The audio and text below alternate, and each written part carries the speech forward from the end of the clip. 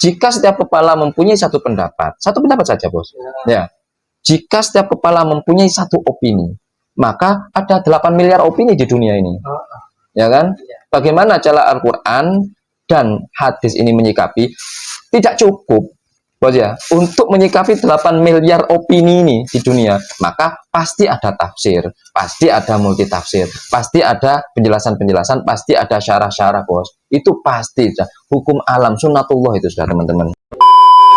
Assalamualaikum warahmatullahi wabarakatuh. Halo teman-teman, ketemu lagi dengan dua Bang Deso yang di channel Mr. Good. Yuk mari kita ngobrol ya, ngobrol dengan serius tapi santai. Kita dengarkan. Al-Fatihah itu adalah ibunya Al-Quran. Iya, Ummul Quran. Ini Cing Abdel sama Habib Ja'far. Kita tampilkan Habib Ja'far, bos. Siapa? Habib siapa ini, bos?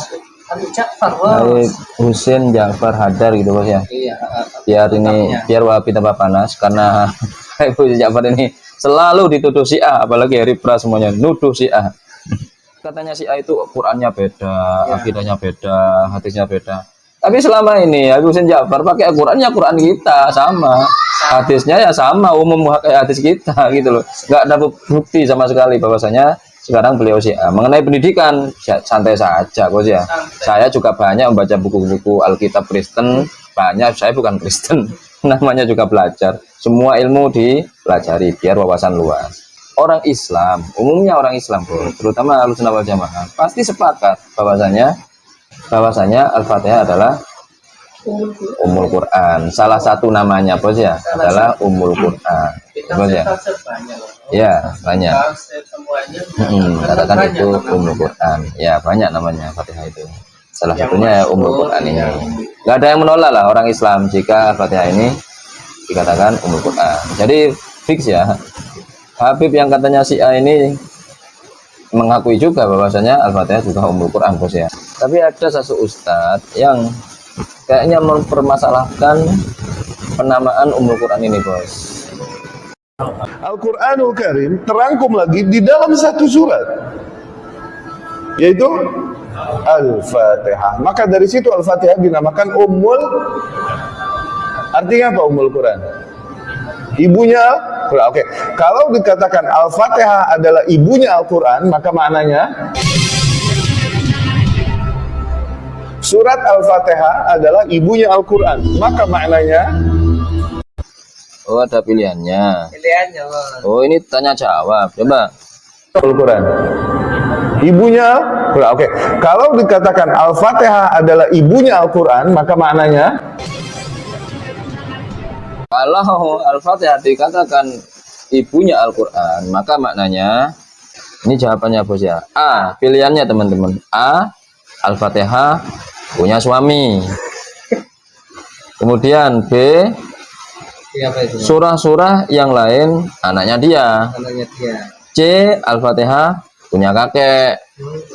D, isi sendiri. Ini judulnya surat anak.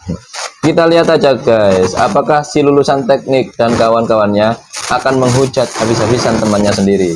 Kemarin kan Ustaz Hidayat, bos, dicat karena gara-gara surat Asy-Syu'ara. Jawaban yang benar apa kira-kira, teman-teman ya? surat Al-Fatihah adalah ibunya Al-Quran. Maka maknanya,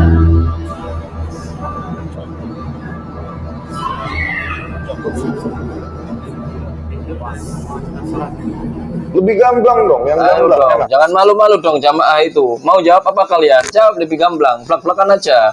Jika dikatakan surat Al-Fatihah itu ibunya Al-Quran, ya bos ya, maka surat-surat yang lain itu apa? Ayo yang ngomong, jangan malu-malu gitu loh. Jangan takut kalian disamakan dengan Ustaz Hidayat, oke? Ada pilihannya. Ada pilihannya. Kalau dikatakan Al-Fatihah, surat Al-Fatihah adalah ibunya Al-Quran, maka maknanya surat-surat yang lain anaknya dia. Kan dia emaknya. Maka surat-surat yang lain itu anaknya dia. Oke, ternyata jawabannya B. Oke, kalian yang kemarin menghujat rame-rame Ustaz Hidayat, silahkan ini. Kenapa kalian nggak menghujat ini? Ya, bos. Ini lama kayaknya, bos. Sebelum Ustaz Hidayat, bos ya. Sebelum Ustadz Hidayat ini sudah ada, tapi nggak ada yang menghujat, bos ya. Semuanya sepi bos, sepi bos, nggak ada, aman bos. Aman. Tapi ketika Ustadz Hidayat bos, langsung bos, rame, semua pasukan dikerahkan bos. Iya dong. Iya dong. Wasabi ini bos, ngomong apapun itu jamaknya yakin bahwasanya itu sesuai dengan dalil, walaupun dia gak nyamain dalil. Ya, tapi jika kelompok lain harus disebutkan dalilnya bos. Jika nggak disebutkan bukan ilmu, nggak berilmu katanya bos. Ya, mardudun katanya. Oke, untuk penguat saja ya. Ini sebenarnya kita hanya fatwa hiburan saja bos ya. Kita ingin menghibur diri dengan melihat fatwa-fatwa dagelan kayak gini teman-teman ya, yang sering terjadi. Nggak 1-2 kali mereka itu, dan tidak pernah ada klarifikasi. Oke, kalian berdalih, saya menyayangi Ustadz Hadi Hidayat, saya menyayangi ustadz-ustadz yang lain, makanya itu kami ingatkan Anda. Kan begitu. Karena kami sayang katanya sesama muslim, kami ingatkan Anda salah. Kenapa terus Anda tidak mengingatkan ustadz-ustadz pujaan Anda itu? Pak Khalid Basalama, Pak Syafiq Basalama, Ustadz Jawas, ini Ustadz Bajre, Ustadz Firanda. Ketika salah, kenapa nggak ada yang ngingetin?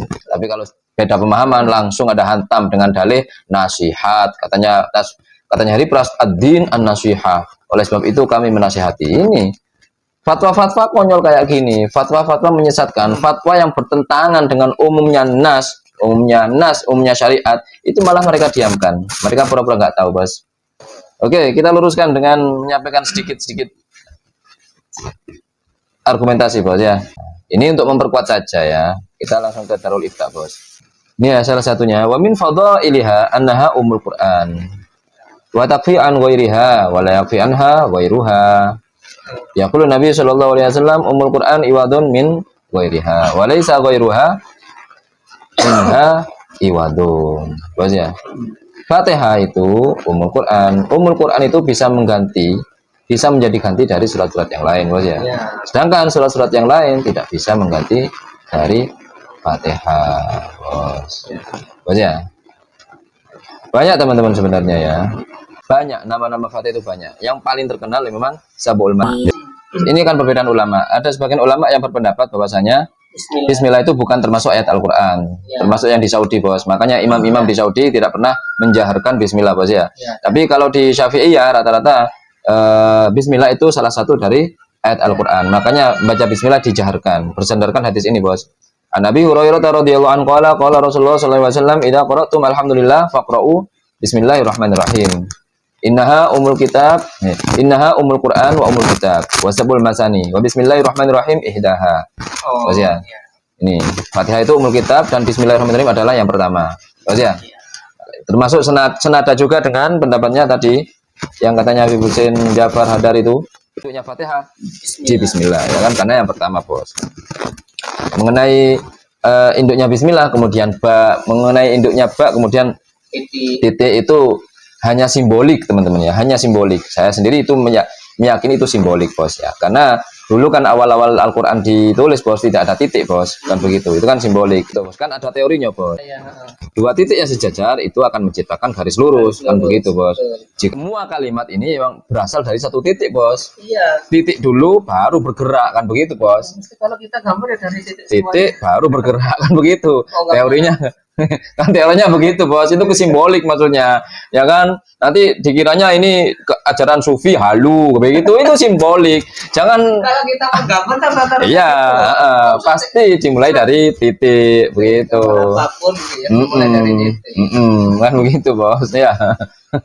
Itu hanya simbolik teman-teman ya, bukan ajaran khurafat yang tadi itu, simbolik saja. Bisa dinalar ya kan bos ya, bisa dilogikakan bos ya, bisa dimasukkan logika bos ya, bukan ajaran khurafat. Nanti mentang-mentang dari Ibnu Arabi wah sufi itu, sesat itu sesat itu, sufi itu bahaya, itu khurafat. Enggak lah, masa Al-Quran itu induknya adalah satu titik? Iyalah teman-teman, simboliknya kan begitu. Anda jika mau menulis pasti dimulai satu titik. Kalau mbak nyentuh pensilnya Anda itu nggak nyentuh kertas, nggak tercipta satu titik itu. Jika satu titik nggak tercipta ya nggak tercipta semua lafaz itu teman-teman. Oke bos, itu saja bos untuk hari ini bos. Semoga terhibur ya, semoga menginspirasi, semoga bisa memotivasi kita agar kita tidak langsung saja taklid buta, mengekor saja kepada ustadz-ustadz yang katanya sunnah. Faktanya banyak lah, namanya manusia itu ya, pasti nggak mungkin setiap ucapannya itu qala Allah, qala Rasul, nggak mungkin. Bos ya, pasti ada pendapatnya pribadi, melalui nafsunya juga ada. Ulama sekarang lo ya, saya nggak komentari ulama dulu. Ulama dulu oke jos lah ya, ulama-ulama yang 3 generasi terbaik ya, ulama salaf ya. Sekarang ini nggak ada di pengajian mereka itu selain qala Allah, qala Rasul. Itu bohong teman-teman ya, bohong. Pasti ada. Mereka juga bermain logika, bermain pikiran, bermain doktrin, itu ada. Cuma memang kedoknya lebih ke qala Allah, qala Rasul mereka itu bos ya. Adalah, nggak mungkin semuanya 100% qala Allah, qala Rasul, nggak mungkin, ya kan? Karena apa? Ayat kan terbatas dengan jumlah ayat kan terbatas itu bos, ya. Jumlah hadis terbatas itu. Sedangkan manusia saja jumlahnya sekarang sudah 8 miliar. Jika setiap kepala mempunyai satu pendapat saja bos, ya. Jika setiap kepala mempunyai satu opini, maka ada 8 miliar opini di dunia ini, ya kan? Bagaimana cara Al-Quran dan hadis ini menyikapi? Tidak cukup, bos ya, untuk menyikapi 8 miliar opini ini di dunia. Maka pasti ada tafsir, pasti ada multi tafsir, pasti ada penjelasan-penjelasan, pasti ada syarah-syarah bos. Itu pasti, hukum alam sunnatullah itu sudah teman-teman, bos ya. Betul. Oke. Mungkin itu obrolan kali ini mudah-mudahan mencerahkan. Dan mudah-mudahan mari kita belajar lagi ya, jangan menyalahkan, kita masih tahap belajar. Oke, yang baik-baik semuanya datang dari Allah, yang jelek-jelek datangnya dari kami, mohon maaf. Wassalamualaikum warahmatullahi wabarakatuh. Waalaikumsalam warahmatullahi wabarakatuh.